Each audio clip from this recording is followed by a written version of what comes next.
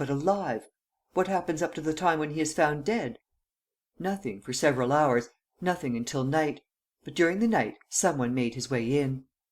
"How?" "Through room 420, one of the rooms reserved by Mr. Kesselbach. The person in question evidently possessed a false key." "But," exclaimed the prefect of police, "all the doors between that room and Mr. Kesselbach's flat were bolted; and there were 5 of them." "There was always the balcony." "The balcony!" "Yes. The balcony runs along the whole floor, on the Rue Judet side." "And what about the spaces in between?" "An active man can step across them. Our man did. I have found marks." "But all the windows of the suite were shut; and it was ascertained, after the crime, that they were still shut. All except one, the secretary's window, Chapman's, which was only pushed to. I tried it myself." This time, the prime minister seemed a little shaken, so logical did M. Lenormand's version seem, so precise and supported by such sound facts. He asked, with growing interest: "But what was the man's object in coming?" "I don't know." "Ah, you don't know?" "Any more than I know his name." "But why did he kill Mr. Kesselbach?"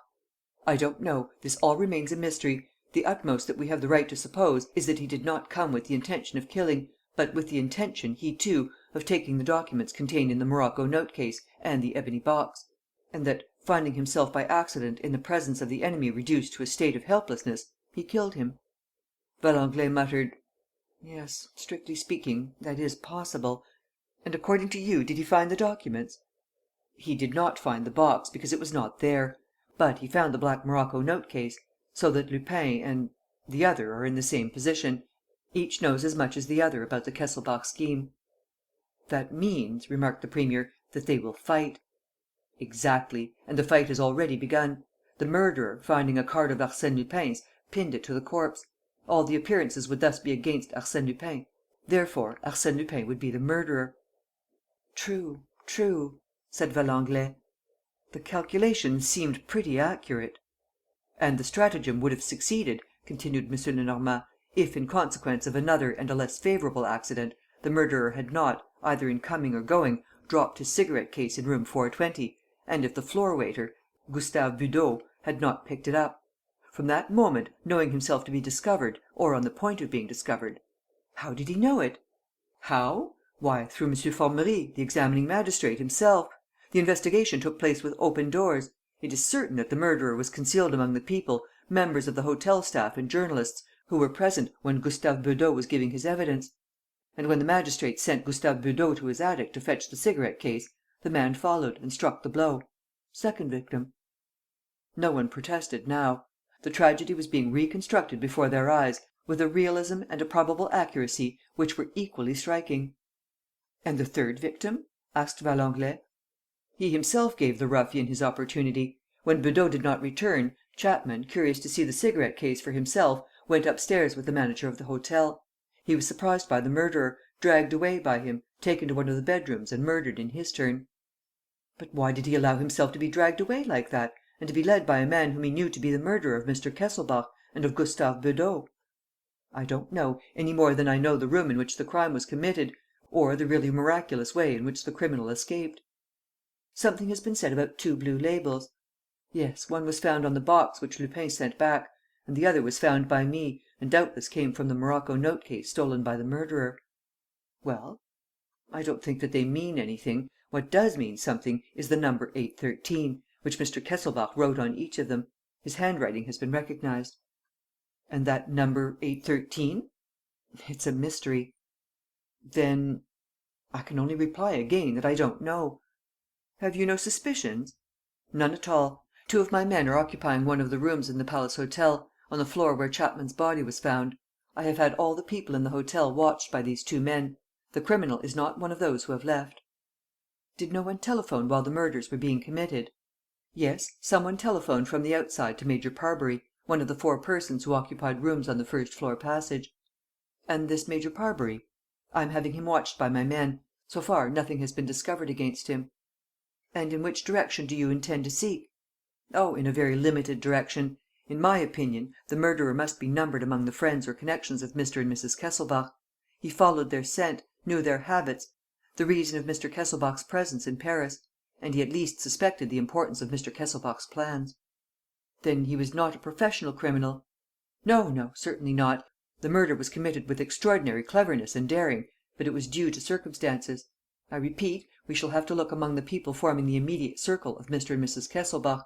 And the proof is that Mr. Kesselbach's murderer killed Gustave Beudot for the sole reason that the waiter had the cigarette case in his possession, and Chapman for the sole reason that the secretary knew of its existence. Remember Chapman's excitement. At the mere description of the cigarette case, Chapman received a sudden insight into the tragedy. If he had seen the cigarette case, we should have been fully informed. The man, whoever he may be, was well aware of that, and he put an end to Chapman. And we know nothing but the initials L and M."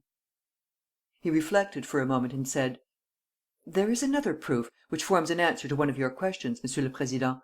Do you believe that Chapman would have accompanied that man along the passages and staircases of the hotel, if he did not already know him?" The facts were accumulating. The truth, or at least the probable truth, was gaining strength.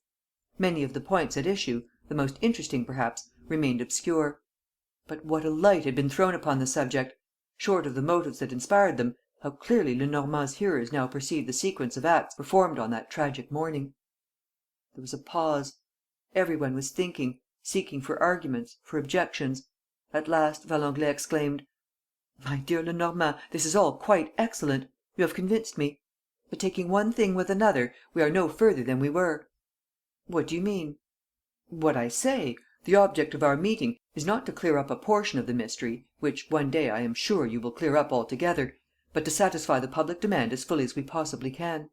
Now, whether the murderer is Lupin or another, whether there are two criminals or three, or only one, all this gives us neither the criminal's name nor his arrest. And the public continues under the disastrous impression that the law is powerless. What can I do? Give the public the definite satisfaction which it demands." "But it seems to me that this explanation ought to be enough." "Words! The public wants deeds. One thing alone will satisfy it: an arrest." "Hang it all! Hang it all! We can't arrest the first person that comes along." "Even that would be better than arresting nobody," said Valenglay with a laugh. "Come, have a good look round. Are you sure of Edwards, Kesselbach's servant?" "Absolutely sure. Besides, no, Monsieur le Président, it would be dangerous and ridiculous. And I am sure that Mr. Attorney General himself.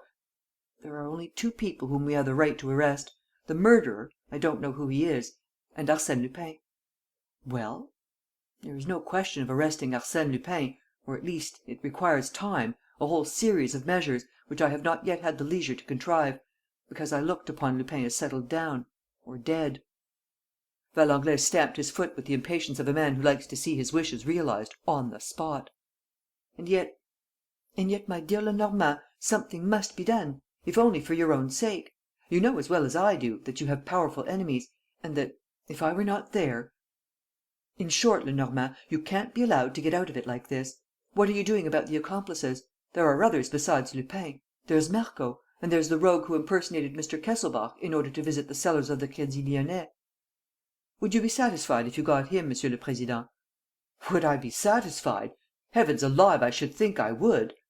"Well, give me 7 days." "7 days? Why, it's not a question of days, my dear Lenormand, it's a question of hours." "How many will you give me, Monsieur le Président?" Valenglay took out his watch and chuckled: "I will give you 10 minutes, my dear Lenormand." The chief took out his and, emphasizing each syllable, said calmly: "That is 4 minutes more than I want, Monsieur le Président." Valenglay looked at him in amazement: "4 minutes more than you want? What do you mean by that?" "I mean, Monsieur le Président, that the 10 minutes which you allow me are superfluous. I want 6 and not 1 minute more." "Oh, but look here, Lenormand, if you imagine that this is the time for joking. The chief detective went to the window and beckoned to 2 men who were walking round the courtyard. Then he returned: "Mr. Attorney General, would you have the kindness to sign a warrant for the arrest of Auguste Maximin Philippe Daileron, aged 47? You might leave the profession open." He went to the door: "Come in, Gourel. You too, Dieuzy." Gourel entered, accompanied by Inspector Dieuzy. "Have you the handcuffs, Gourel?" "Yes, chief." M. Lenormand went up to Valenglay: "Monsieur le Président, everything is ready. But I entreat you most urgently to forego this arrest. It upsets all my plans. It may render them abortive. And, for the sake of what, after all, is a very trifling satisfaction, it exposes us to the risk of jeopardizing the whole business." Monsieur Lenormand, let me remark that you have only 80 seconds left.